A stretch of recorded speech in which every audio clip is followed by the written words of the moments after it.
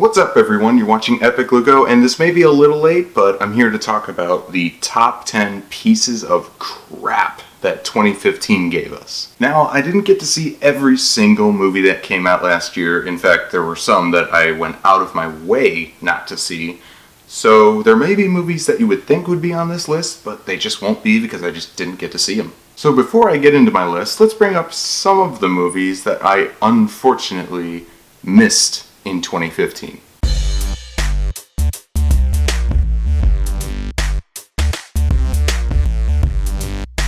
Mordecai, Taken 3, Strange Magic, The Boy Next Door, Hot Tub Time Machine 2, Insurgent, The Gunman, The Longest Ride, Paul Blart Blop Hop 2, Hot Pursuit, Human Centipede 3, Aloha, Minions, The Gallows, Vacation, Ricky and the Flash, Hitman Agent 47, Sinister 2, Transporter Refueled, Burnt, Gem and the Holograms, Paranormal Activity 5, The Ghost Dimension,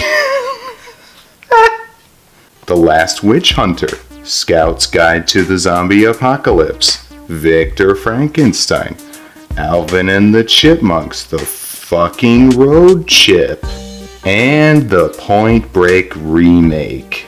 I missed all those movies for a reason, and I probably will never end up watching them. However, there were still 10 movies that I saw this year that I just ended up hating.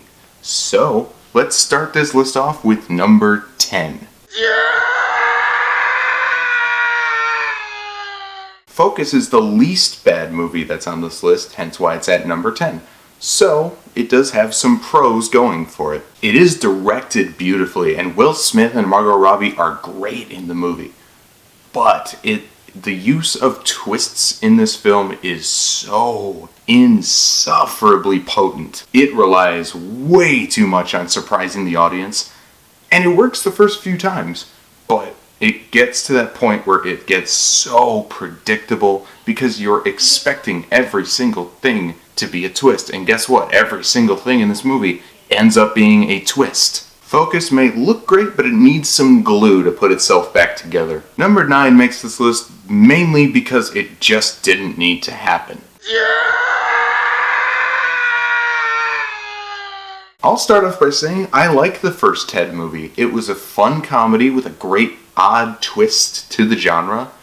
Ted 2 was the exact same movie. Just like every comedy sequel nowadays, it takes what made the first movie good and it tries to blow up those traits into bigger ideas, but it just falls flat and it just does not work on its own. Ted 2 is fun, but it doesn't do anything to differentiate itself from its predecessor and therefore must be shoved to that corner where comedy sequels thrive, known as Netflix. Number 8 was a movie I knew was doomed from the start, just from seeing the trailer. Terminator Genisys, Terminator Horseshit. Terminator Horseshit is the third attempt to try and make a good Terminator sequel, and damn it, this might be the worst one yet. Bringing Arnold back in my mind was originally a plus, but then I started to think about old Arnold Schwarzenegger and how miserable and tired he must be now. And guess what? In every single action scene, he looks miserable and tired, and it's unbearable to watch. Casting Jai Courtney as Kyle Reese was incredibly stupid. The effects are terrible. The story is a shallow attempt to try and add more complications to the original 2 movies' lore. And just like everyone else who saw the trailer, I saw every single twist and turn that this movie could have made. Terminator Horseshit has a few bright moments, but it's an overall mess of a story that leeches off of the success of the first 2 Terminator movies, and it just sickens me. Number 7 was actually a movie I was intrigued to see, but I ended up hating it. Selfless is directed by Tarsem, the guy who brought us The Cell and The Fall. two visually incredible movies with interesting ideas that get sidelined by the visuals. I was looking forward to seeing this movie because it had a very interesting idea that I hoped this time would get a little more focused, unlike the rest of his movies. Unfortunately, while this movie is directed nicely, it doesn't have that artistic flair to it, and the idea is thrown to the side for some middling action components. So this movie had one half of what made the other two films watchable. The bad half. Number 6 was one of my most anticipated movies of 2015. Now it's number 6 on my worst list.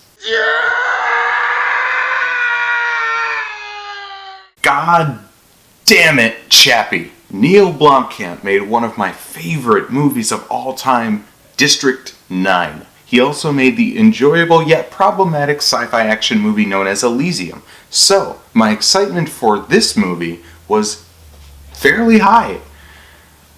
Well, I was let down.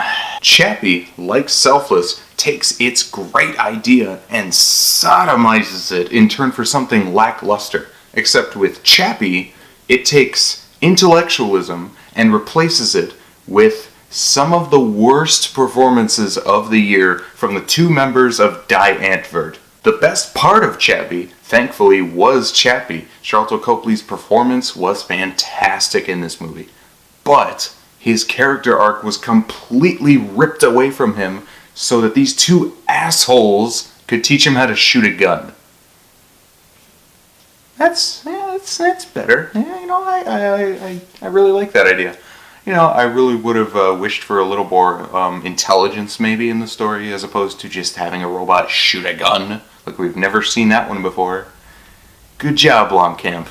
Good job. I said it in my review and I'll leave it there, but Chappie is honestly one of the bigger missed opportunities of the year.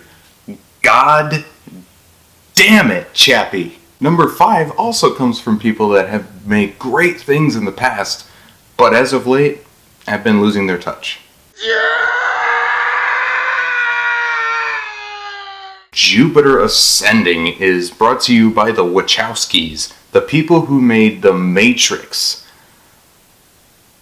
Oh boy, have they fallen. This is a boring movie that tries and fails in every single regard to try and be an epic sci-fi tale with grand dialogue and layered characters. Instead, it comes off as a bloated mess with confusing dialogue and terrible characters. Mila Kunis' character alone of Jupiter Jones, yes, that's her name in the movie, is so inexcusably awful that it actually made me feel bad for other woman stars in action movies. And don't even get me started on Eddie Redmayne's slowly dying throat acting. This movie was originally pushed from July 2014 to February of 2015. I think it should have been pushed off of a cliff. Number 4.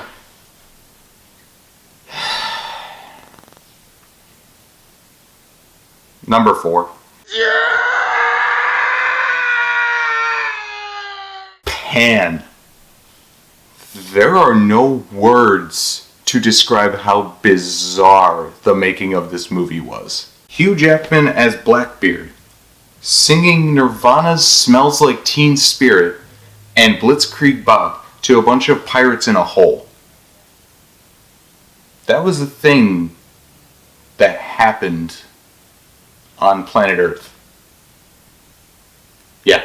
What makes Peter Pan so fun to watch is its magic and fantastical elements, something that this movie clearly lacks. It also lacks a reason to exist. Do we really need an epic origin story for Peter Pan? This movie felt incredibly fake too.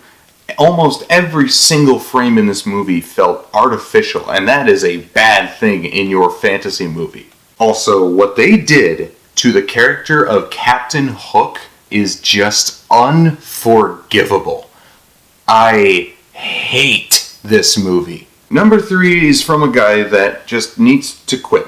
He needs to stop making movies. I can't take it anymore. Adam Sandler, you've done it again. You've shown us that you have no idea what you're doing anymore. By far, the only Happy Madison production I was even slightly curious about seeing this year was Pixels.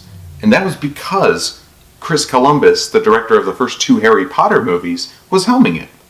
And the idea was pretty cool, even though they did steal from a Futurama episode. Needless to say, I don't know what I was thinking. Adam Sandler was attached to it, and he is like the King Midas of shit. This movie attempts to pay homage to the video games of the past, but in turn, it actually gives them a bad rap. Nothing makes sense in this movie. The acting is awful, and don't even get me started on Paul Blart as the president.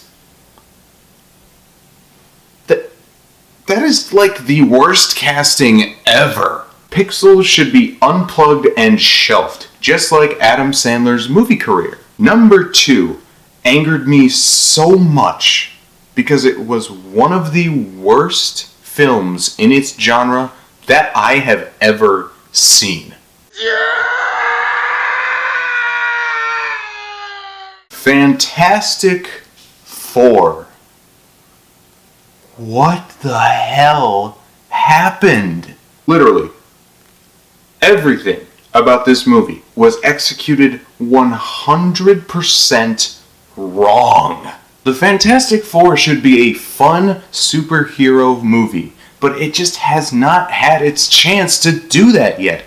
At least the other 2 terrible Fantastic Four movies were hilariously bad, and you could just laugh at how awful they were. This one is just a boring, uneventful, actionless mess of a movie with nothing happening. Nothing happens in it. Every actor is wasted, especially Toby Kebbell, who played the amazing Koba in Dawn of the Planet of the Apes in 2014. And now he's shoehorned in as Dr. Doom, who looks like a fucking cartoon. The ending is atrocious. One of the worst I've seen all year. And did I mention that this movie is incredibly boring? Fantastic Four is everything but fantastic. It is the prime example of how not to make a good superhero movie. In an age of great superhero movies, where superhero movies are blossoming, this is the wilted, dead rose that everyone passes by in turn for a better bouquet. Fuck Fanforstic. Now, Fantastic Four is easily the biggest disappointment of 2015, and it is truly awful. However, it's not the worst. This next movie makes me cringe to know that I've seen it. The mere saying of its name makes me want to upchuck.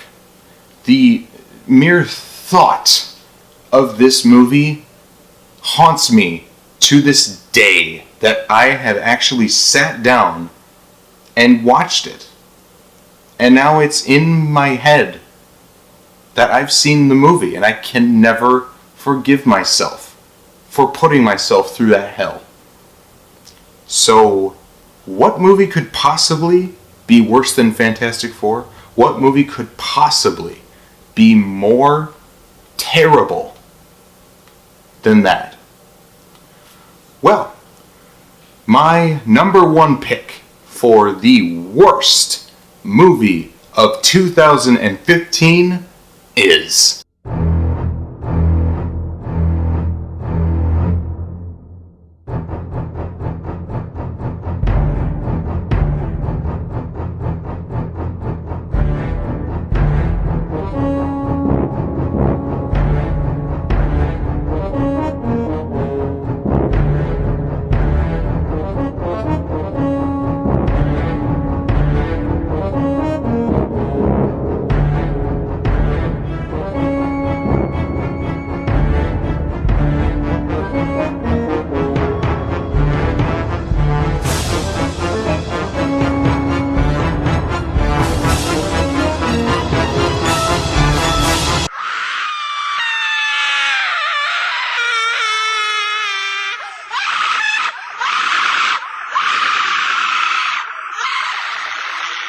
50 Shades of, oh my god, this is an actual thing that people put actual thought into making. The one word that I can come up with to describe 50 Shades of Grey is unsettling.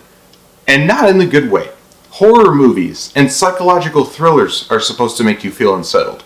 This movie is so disgusting, so wrong on so many levels that it actually made me feel awkward while I was watching it. The fact that a movie this horrendous and this awkward was able to make me cringe at the mere thought of it, given the source material, is a true feat in the art of bad. Everything, from the acting to the dialogue to the fact that this is based off of a terrible novel from a terrible author who based it off of her terrible fan fiction of Twilight, an already terrible franchise in itself, just goes to show you how low the producers of this movie were willing to scrape and dig through the garbage just to push this movie into existence. Luckily, I was fortunate enough not to see this in theaters, because I've heard horror stories of people watching this movie while listening to people moan.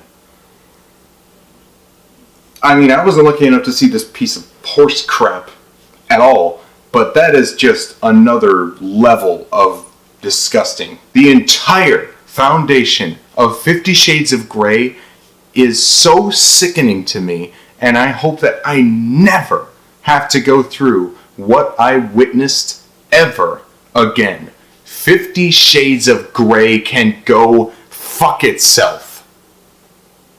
Actually, I think that would probably entertain the core demographic of the movie, but you get what I mean. So now that 2015 is over, we can finally push the trash that were the worst movies of last year out of our memories, and we can start looking forward to the new year. I'm hoping for some great new films and look forward to more reviews. I'm going to be trying to see as many movies as I can so I can get out more reviews, more videos to you guys. It's a thank you from me to you for checking me out, for giving me that look, for subscribing, for giving me a like, for commenting, for anything at all. It's my gift to you guys. Trust me, as many movies as I possibly can, I will review them, and I will try to give a competent review for you.